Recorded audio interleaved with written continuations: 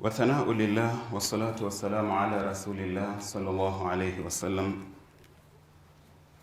My respected brothers in Islam, we thank Allah subhanahu wa ta'ala for all His ni'mas that He, Allah subhanahu wa ta'ala, has bestowed upon us.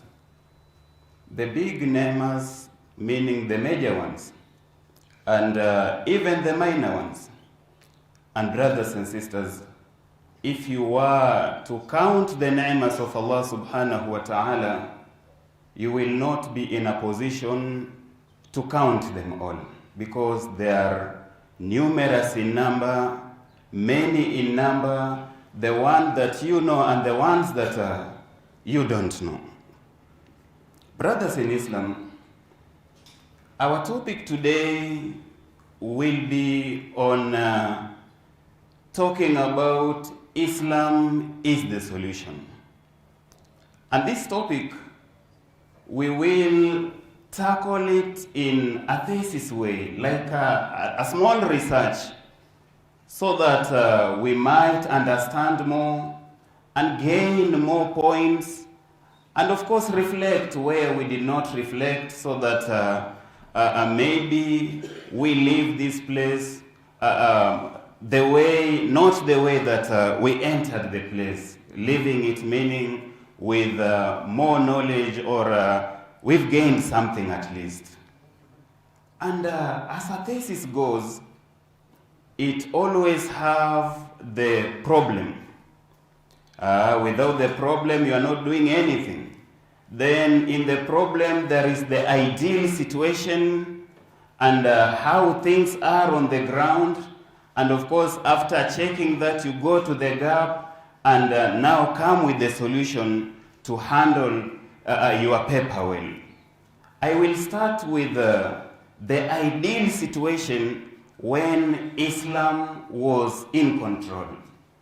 Brothers in Islam, you will all agree with me that during the Makkah time, the Messenger sallallahu alaihi wasallam did not have the saytara.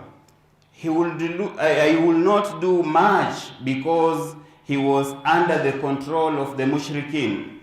Whenever he tried to do something, they will call him back, return him to, try to question most of the things he will want to do.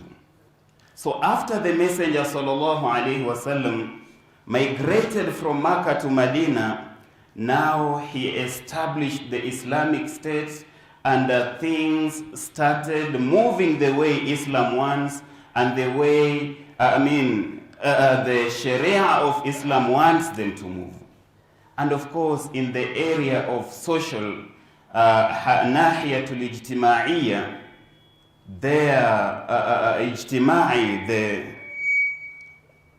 their social life was based on Islamic brotherhood. And this, following the ayah of Allah subhanahu wa ta'ala, when He tells them, إِنَّمَا الْمُؤْمِنُونَ إِخْوَةٌ, surely all Muslims are nothing but brothers. They are brothers. And of course, again, following the words of the Messenger sallallahu alaihi wasallam, when he guides them and tells them, La fadl kullukum when he tells them that you are all from Adam, and your father is one, Allah subhanahu wa ta'ala. La fadla li'arabiyyin ala al-ajamiyyin wa la ajamiyyin li'arabiyyin illa bitaqwa. There is no preference of an Arab over a non-Arab, and there is no preference of an Arab over the other one, except with taqwa. This was their guiding principle. They weren't taking care of tribalism and all that. Their shi'ar was Islam and La ilaha illallah. If you mention this kalima of Tawheed, you are in the fold of Islam, and they will treat you the way a person who has the Shahada should be treated. There was mahabba between them. They loved one another, until Allah subhanahu wa ta'ala will speak to the situation how it was. وَيُؤْثِرُونَ عَلَىٰ أَنفُسِهِمْ وَلَوْ كَانَ بِهِمْ خَصَاصٌ. And they will prefer their brothers, even if they need that thing.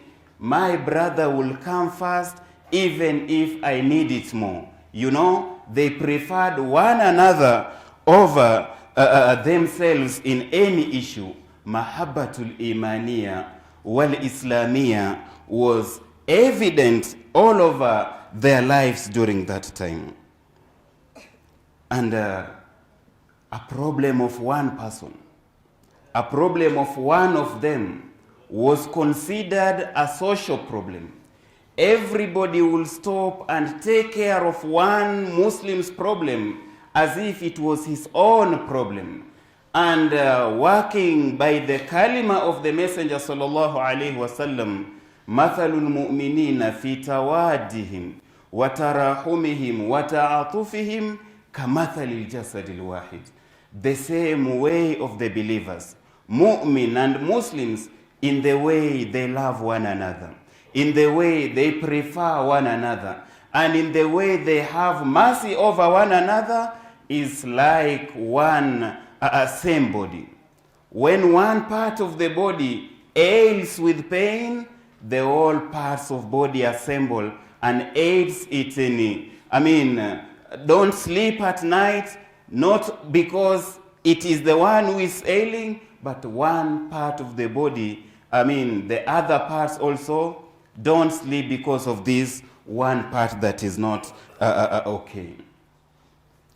What will be done to Abu Bakr, who was al-Qurayshi, how he will be treated with preference, is the same way Bilal ibn Rabah, a black person from Africa, will be treated the same way. How Salman al-Farisi, who wasn't from the Arabian Peninsula, will be treated the same way Umar ibn al-Khattab will be treated. And the same to Suhaib al-Rumi and the rest of the Sahabas who were Ajnabi in the Arabian Peninsula. This was how brotherhood dominated their life. And shi'aruhum, ya ayyuhalladhina amanu, ya ayyuhalladhina amanu, inna khalaqnakum min dhakarin wa untha, wa ja'alnakum shu'uban wa qabaila lita'arafu, inna akramakum inda Allahi atqakum. This was then when they followed this ayah of Allah subhanahu wa ta'ala, that we have created you from one male and one female, and we've made you many nations and many tribes, so that you'll know one another. You know that this is my cousin, this is my brother, this is my so-and-so. I give him the hukuk that he deserves according to the family ties. But knowing that and putting in mind that inna akramakum inda Allahi atqakum, the best amongst you is the one who fears Allah more than the others. This was their shi'ar, this was their ukhuwa when Islam was on top. How was their political way of life?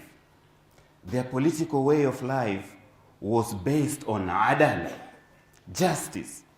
Justice for all, until it reached a point that everybody wasn't afraid of Amir, because he knew that he will get what belongs to him. His right will actually come to him. La dhulm, no oppression, no favorism. It was based on justice.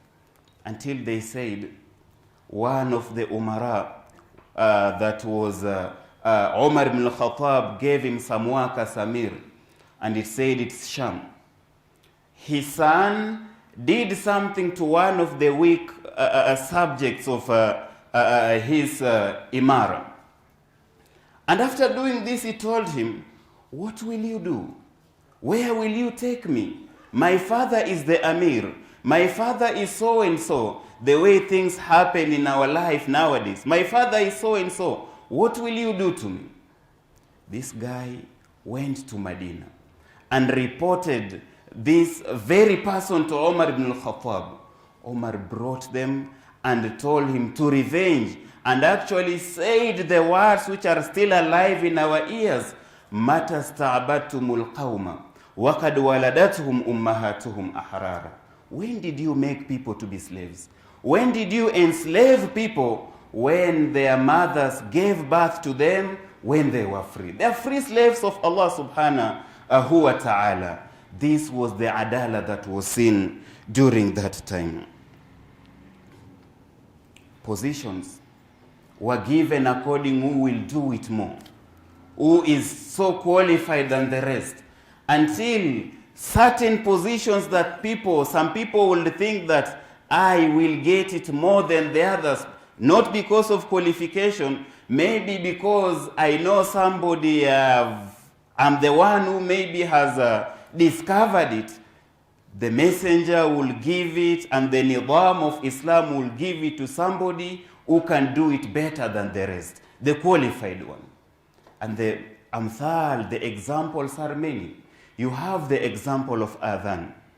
Who dreamt about the Adhan was Muhammad ibn Zayd. He dreamt at night. A person came to him holding a bell. Then he asked the person, will I have this? Can you please help me with this? He said, why? What do you want it for? He said, I want to use it for the adhan, to call people for prayers. Then he told him, no, shouldn't I teach you what is better than this? Then he taught him adhan. In the morning, he went to the Messenger sallallahu alaihi wasallam and narrated the whole incidents. When the Messenger heard this, he told him, teach it to Bilal. Teach that to Bilal. Yes, you are the one who had the dream, and maybe you prefer or think that you'll be the one who will have the sharaf of making the adhan. The messenger tells him, teach it to Bilal, فَإِنَّهُ أَنْدَى صَوْتًا مِنْكَ, because he has the best voices more than you are. It was on qualification, not on whom you know, or the influence that you held then. And brothers and sisters, their umur, their affairs were guided through shura. There was mutual consultation. If a matter arises, being the Messenger sallallahu alaihi wasallam and the best of the Sahabi after the Messenger sallallahu alaihi wasallam, it was on consultation. Wa amruhum shura bainahum. They will move with this ayah that their affairs will be based on consultation in between them. With this, the people of the empire were safe until other nations would will and wish for Muslims to take charge of them so that they will pay jizya. The story of Baitul Maqdis is well known to you. When they surrendered to Umar ibn al-Khattab the keys without any bloodshed, without any war, they were ready because they saw the adala that was happening in the political system of the Muslims.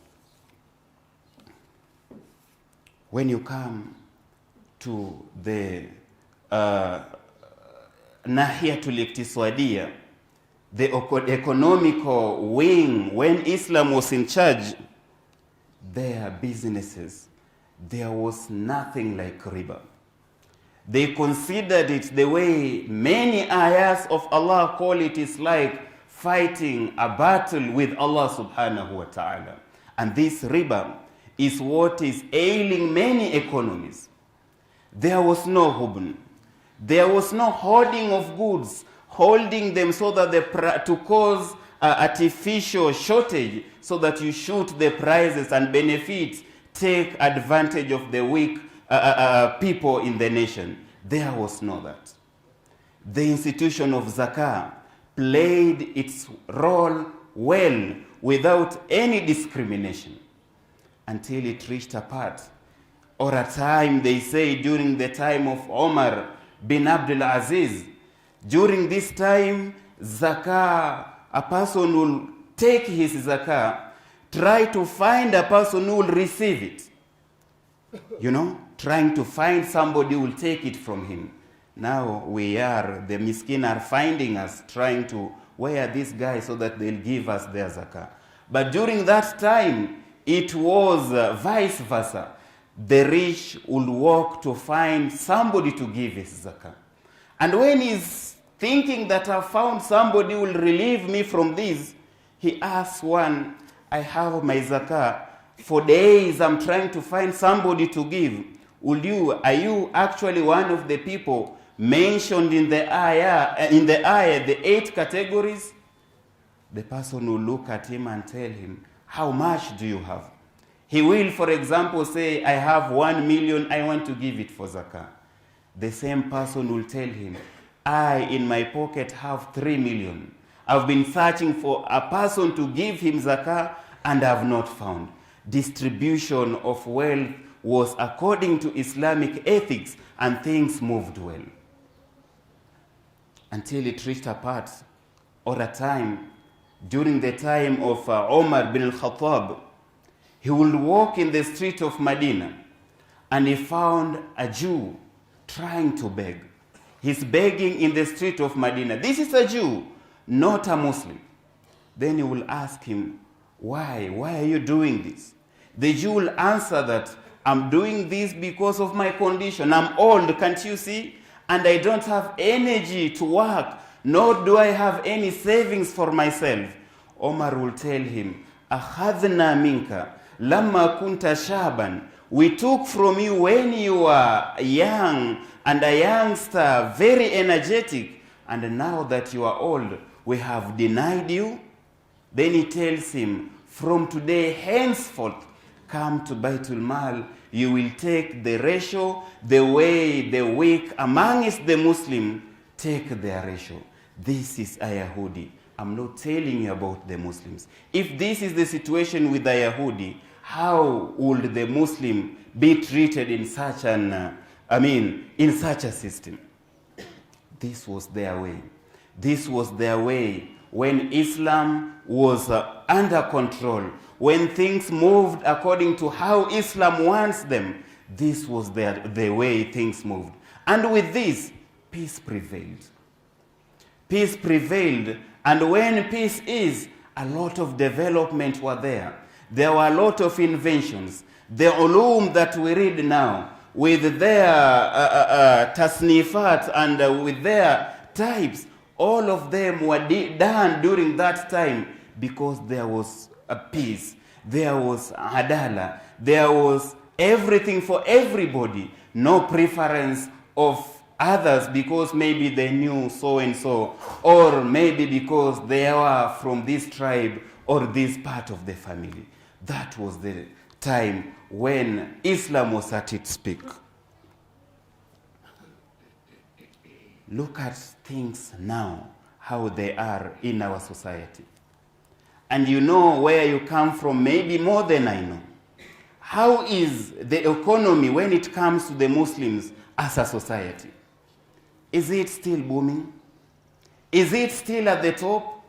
Or when you hear about a place with dilapidated buildings, low living standards, that is where you find our Muslim brothers and sisters dwelling there? You know of the majengos. You know of the slums where Muslims are found. What went wrong? What went wrong? Was zakah and swadaka made haram after this went? Why is it not taking its course as an institution and bring the things the way they were during that time? Check and ask again. There are many questions to answer. Why did we go back when we were, the civilized nations which people will envy during that time? What went wrong? Until it said, we have been turned to be a begging, community. Until if you want to be a professional beggar, beg well and be given, put on like a Muslim. And you have history of what happens in our mosques.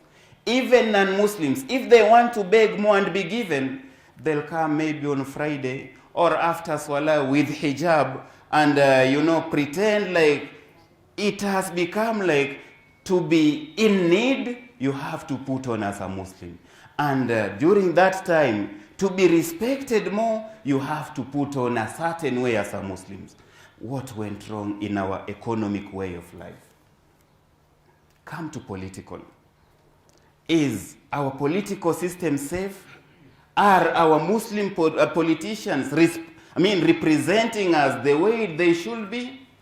Are they putting our affairs first? Or they are putting their affairs first and we come not even second, fourth, or even fifth?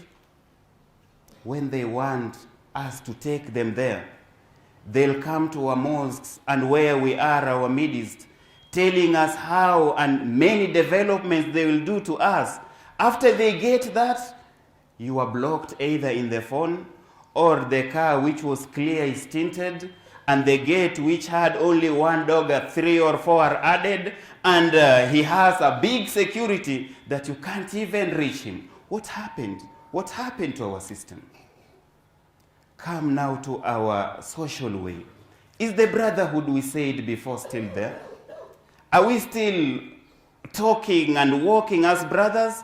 Or we prefer qabail, and we prefer some races, and leaving the Islamic brotherhood aside?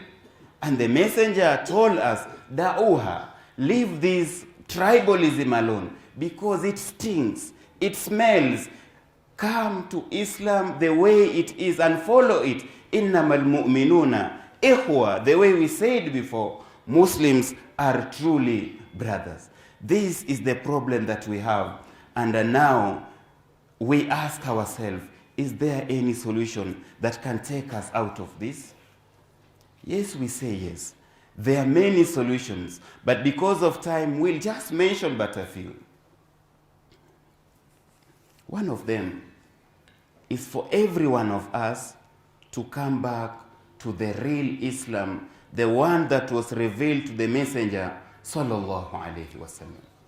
We come back and follow it the way Allah subhanahu wa ta'ala wants us to follow it.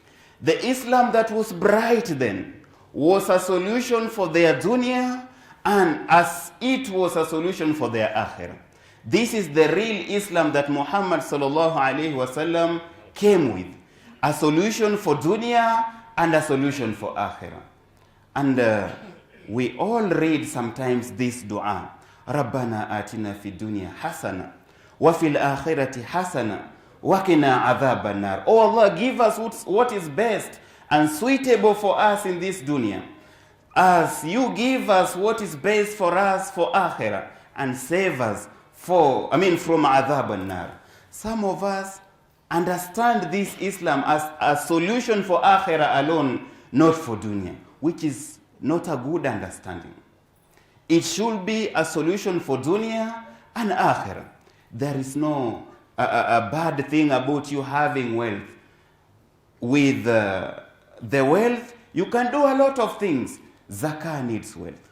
Hajj needs wealth. Giving sadaqah and zakah needs wealth. Only that you should control it, not it controlling you. It should make you near Allah, not take you away and far away from Allah. We are people, we live our best in dunya as we live our best in akhirah. Because without this dunya, how will we go there? We prepare our akhirah through dunya. That is why وَمِنْهُمْ مَنْ يَقُولُ رَبَّنَا آتِنَا فِي الدُّنْيَا حَسَنًا وَفِي الْآخِرَةِ حَسَنًا وَقِنَا عَذَابَ النَّارِ. So we have to make a good understanding of Islam, that it is a solution for dunya as it is a solution for akhirah also. Secondly, everybody, and I mean each one of us, should play his role in the best way possible. As a parent, take care of your kids and teach them Islam well. As a teacher of an institution, do your work diligently with a lot of mas'uliyah, knowing that this is a jeel that you are bringing forth that will stand with the name of Islam, and you are to do your work well as it's required. As a director or a businessman, do it as it as the professionalism of Islam wants you to do it. Let's leave the blame game. Everybody is blaming. The people who are seated are blaming scholars. Scholars are not doing their part. They have let us into this mix. They are not guiding us.